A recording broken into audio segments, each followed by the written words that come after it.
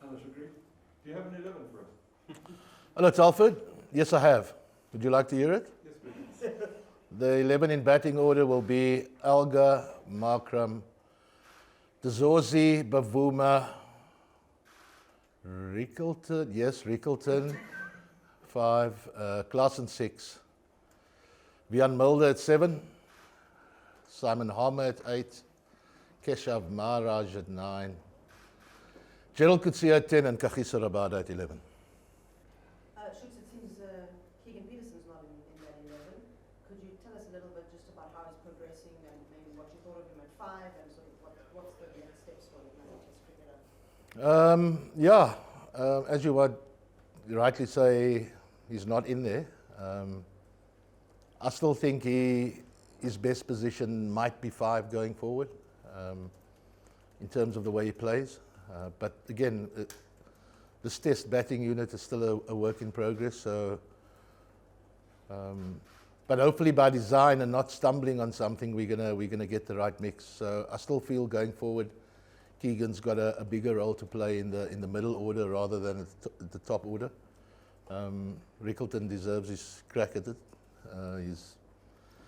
As everybody knows, he's been churning it out. We went with Keegan in the first Test simply because he was the incumbent. And again, him being left out is not on the back of 2, shall we say, non-scoring performances rather than poor performances. As you might notice also that everybody in the squad has now got a run. And by I mean run, I mean an opportunity to play. Ashok, were you happy with the brand of cricket that was played in the last game, and where do you think there should be improvements in this team? Yeah, this brand of cricket has been bandied about quite a bit because there's a lot of talk of how we want to play our game. And it will often play itself out in the batting department. And again, it's no secret that we weren't particularly good at Centurion. Yes, we got away with a good result, but if the truth be told, we weren't particularly good.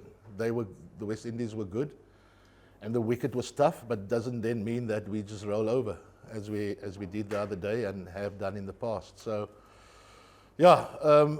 unique set of circumstances. We don't play a lot of Test cricket, and that's been well documented.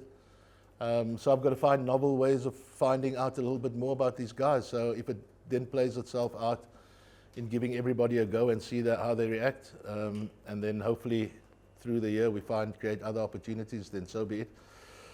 But that brand will take a bit longer on the batting front, and I think on the bowling front the brand was great because we played our 4 quicks and we showed what we are about there. I think there's just a little bit of patience required in terms of the batting side, yeah. We're going to go Stu, then Keith. Thanks. Shukri, oftentimes I wonder is the debate has been play the spin or not play the spin, and I got 2. What about the conditions suggested to you that Simon and Keshav? I think what's his name, Frosty's done a good job of covering the massive bare patch there. So optics is a big thing. It looks okay, but I think, and history would suggest in the last year that the spinners do come into the game here, right? And if and again, the game doesn't have to end on day 3. A Test match is meant to go to day 5. And if it goes to days 4 and 5, I do think our spinners will come into it in a big way. So hopefully we can get enough runs, and then on days 4 and 5, our spinners can really come into it, which I think it looks quite an abrasive surface. The one end will probably be a lot more seamer friendly than the other end, we think. And we've got a lot of IP in the change room. KG, Temba play their cricket here. Neil Mack's been here over all the years. I had a stint here many moons ago. So yeah, we feel that the wicket at some stage will offer quite a bit for the spinners. Hi, Shukri. In a funny sort of counterintuitive way, from what you've said, doesn't mean that the fact that you play less Test cricket than most teams mean that you're going to change your side a bit more in order to see what these guys are about.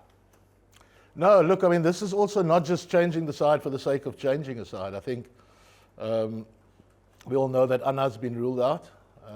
I also think that Marco deserves a little bit of a break. I mean, that lanky body of his has been through the mill the last couple of months, and we also need to look after what lie ahead, you know, in the next couple of months for these guys. So I think Marco can do with a good break. So it's not just changing for the sake of changing, Ken. You then rest Marco, and you set out to play the two spinners, and you look and you say, well, everybody's got a crack at it, but the one oak that probably deserves a crack more than anyone hasn't had a crack at it yet, i.e. Ryan. So it was a simple choice there. But no, Ken, it's not a case of every time we play, because we play so few, we're going to change the sides. We've got a really good idea of what the guys are about. Yeah, for me, it's come the end of the year when India arrive at our shores, we want to have a settled unit going forward. And not a settled 11, a settled squad, so that we can, depending on what the conditions are, we can be quite fluid in our decision making. Shukri, what will you be doing after this test for the next 7-8 months? That is a hell of a question. Look, we're obviously looking for content for possibly an A side that I'll also look after. And a lot of these younger guys would probably form a part of that A side again in terms of their development. So for me, it's looking after the next crop of batters. And the next crop, a couple of them are already in this group. And also there are a few guys domestically that have done particularly well. Looking after the next crop of quick bowlers, so that we continually can afford guys an opportunity to rest when their bodies have had enough. So that would be the first step, Dennis, is to find content for the A side. I'm very optimistic that something will crop up in the next couple of months, hopefully around June, July. So yeah. But for starters, I'll be going home and just chilling for a bit. Obviously, Rob and I'm a bit of a sounding board for Rob as well with regards to a lot of the guys. And yeah, and then hopefully start preparing in earnest for an A tour. Also look at our emerging program again. I'll continually be involved there together with whoever the coaches are there. So I'll be keeping busy in that respect, yes. Yeah, so just to follow it from that, I mean, this is obviously the last match of a one-test championship cycle, and then you start again. Can you just talk a bit about like the strategy behind how you approach these 2-year blocks of playing test cricket? Because there's such a big break, sounds like you've got some stuff you want to do, but how do you plan ahead for the next cycle? Yeah, the planning is the critical here for me, if it does. So yeah, the next cycle is, and I'm not making light of this series in any way. I think it's a great opportunity for me to see where the guys are at. But yeah, so we've got India come the end of the year. We want to have a settled squad by then, as I mentioned. So the winter is going to be critical, and then start earmarking potentially who the guys are. We're going to look to take to New Zealand. We've got a tour to the West Indies, and then Pakistan and Sri Lanka come here. So we're quite busy next year, which is great. So yeah, look, ultimately we want to be reaching Test Championship finals, and I think these are the building blocks in ensuring that we can launch a really good onslaught on that championship. We might be a little bit away on the batting front, and that's no secret. But I also don't think that we are a million miles away. I think we've got the personnel. It's really just how we ensure that they get the necessary experience, and that's where the winter programs are going to be important for us. So after the first test, obviously Themba getting a pair, what sort of conversations do you have with him to make sure that he's ready for this next test? Would the same question have been asked if it was someone else? Yes. I don't know why. Players get pairs. And I'd hate to think it's because it's Themba and because of the spotlight that's been on Themba over the last couple of months. And in his first test, he gets a pair. He's got 2 good nuts, maybe 1 tactical mistake in terms of where he lined up to a certain bowler. There's no deep conversation. Batters get pairs. They've got to move on. They've got to deal with it. Doesn't make him special or otherwise. And I don't think, I can tell you now, there's been no special conversation around that. Got to get up and deal and find a way. Shukri,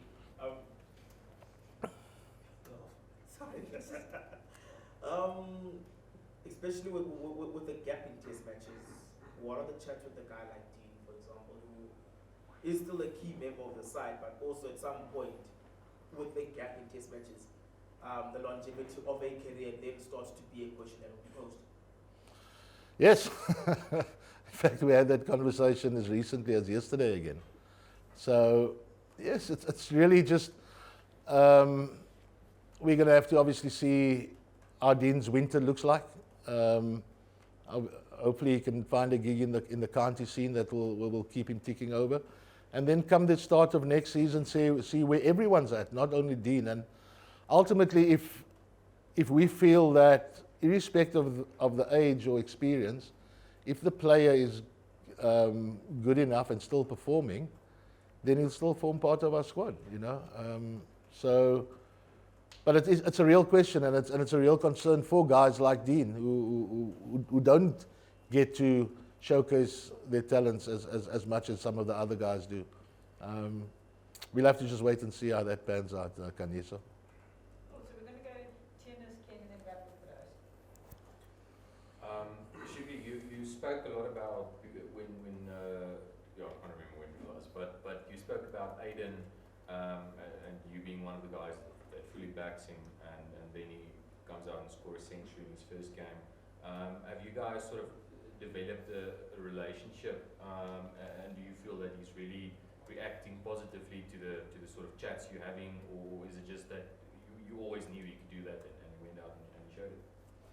Yeah, Aiden and my chats are very minimal. We hardly chat. We're just checking with each other if everyone's okay, like I do with any other player. I think any player, when he gets backed and he knows that he's got the backing of a coach or an environment, just sometimes it's easier to perform, but sometimes it can also weigh heavily, you know. And I think there are one or two other guys where I think they might be in that place where sometimes a player feels he needs to repay the faith that the coach shows in him, and that can also be debilitating. And I don't ever want it to reach that stage. But on Aiden's front, look, Aiden's a hell of a player. We always knew that. He just goes about his business as he did absolutely nothing different in the first test, in his prep, as he would now. We haven't had any major conversations, just like we didn't have now. I think it's just that sense of knowing, and if there is a need to have a convo, we do. Thanks, Ken. Shukri, I wanted to ask about Aiden as well, but Aiden's one of the brave calls you made before the test series. You made run Klaasen, you made, in terms of selection at Centurion, people would say that was a brave call, and now at the Wanderers you're playing two spinners, which I think unless people have seen the pitch the last sort of few weeks, people will think you're crazy. But do you think as a coach, brave decisions is a sort of part and parcel of who you are? You're that guy who's willing to go out on a limb and back what you believe. Yeah, thankfully Aiden got runs, or else it wouldn't have been brave, it would have been daft. And classy selection, people might be jumping up and down saying, well, that's daft because the guy he replaced was one of the leading lights. I don't think I go out and set to do certain things in a brave way. I think I'd like to think I am a guy that thinks things through carefully, but I'm always going to look to maybe, shall we say, take the road less traveled, and that's where I'd like this side to go. You know, just put them in places that are uncomfortable, challenge them in ways that they might not have been challenged before, and see how we come out on the other side. And it's the growth I'm looking for, and I've got to be patient with it, and hence we do certain things like this, Ken. But again, no, I don't go. I like brave. I don't like different. So yeah, if it's brave, I'm happy to wear that cap. Because sometimes we can be different just for wanting to be different as well. I'd like to think that the decision to play 2 spinners here is a well thought out one. Cool, and we'll wrap with Shukri, can I just ask you a bit about West Indies and kind of what them and yourselves are saying about the future of Test cricket? You know, they're in a similar position in terms of lack of games and the talent they've got. What do you think you and them are sending as a message to the cricketing world about Test cricket, and where do you think they stand compared to you guys? Yeah, it's a difficult one. I don't know what messages we can still be sending, but I think our and their proud traditions and heritage should be ample proof that we need to be playing more Test cricket. We cannot be excluded on the basis of not being a leading light in Test cricket. We are, and so are the West Indies. And the sad reality is that in a place like the West Indies, and hopefully not here, the lack of Test cricket, or the lack of the international or the national side playing in the Test arena might mean that interest starts waning, you know, and that's a place you never want to reach, because once a youngster doesn't have that burning ambition and desire to play for his country, then that spells the beginning of the end. So hopefully both sides can, when they do play and when we next play, can put in performances that make people sit up and say, well, we need to have both South Africa and the West Indies as part of the nations that need to be playing a lot more Test cricket. Cool. Kanisa is officially the last question. Just back to the right selection in particular. I beg your pardon, I didn't hear that. Back to the right selection in particular. Is it also informed by the fact that here at the Wanderers in particular, he's also found ways to make runs on a variety of surfaces? Was it just went through some stats quickly, especially when spin dominated? He also made runs in those particular matches. Like the one that comes to mind was when Keshav took 16, he made 194 at this very same ground. Yes, that does play a part. I think one takes all of these things into account, you know. I just think that when it comes to you want to be consistent with selections, you want to reward good performances. But last time I checked, we could only fit 11 players in, you know, and similarly, we can only fit 7 batters in, seeing that I'm old-fashioned and I'm surprised that hasn't popped up yet. But yeah, and sometimes it just takes a bit longer for people to get that opportunity. He's definitely one that's going to be a big part of the side going forward.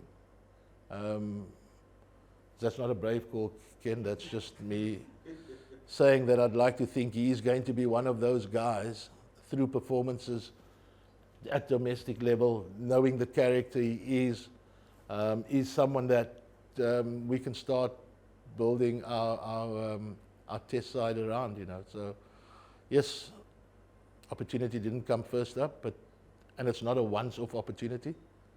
I think he's going to have a long, successful run in the side.